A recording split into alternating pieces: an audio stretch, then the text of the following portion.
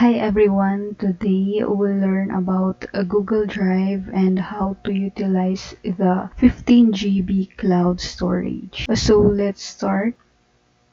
At the top right corner of your screen, click this icon with the Google Maps. Go to Drive.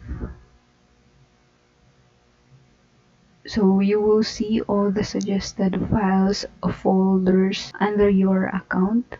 You don't have to worry anything, just go to the left side of your screen. On the storage, you will see that I have used, nagamit ko na yung 6.6 GB of 15 GB.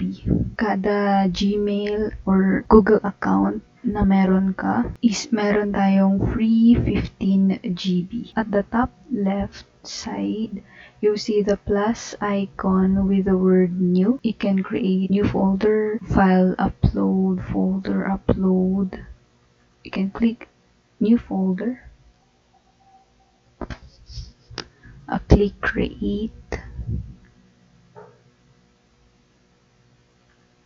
We can drop files here or folder. Just click new at the left side again and click file or folder upload.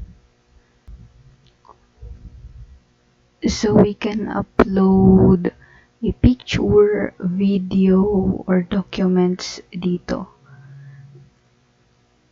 So marami pong pwedeng gawin in Google Drive. We can upload Google Docs.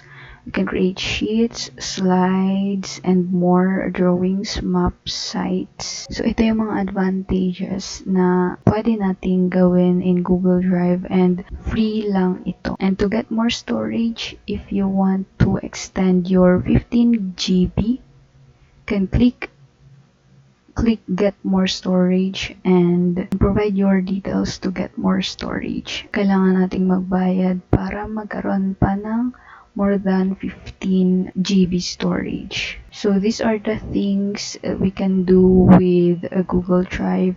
Can upload photos, videos, documents, and other things within the Google Drive or within the cloud. So, sana nakatulong ako sa video na to. Sana may natutunan kayo ngayong araw. If you found this video helpful, please click like and follow me on my Facebook page and YouTube. I thank you for watching, guys. See you next time.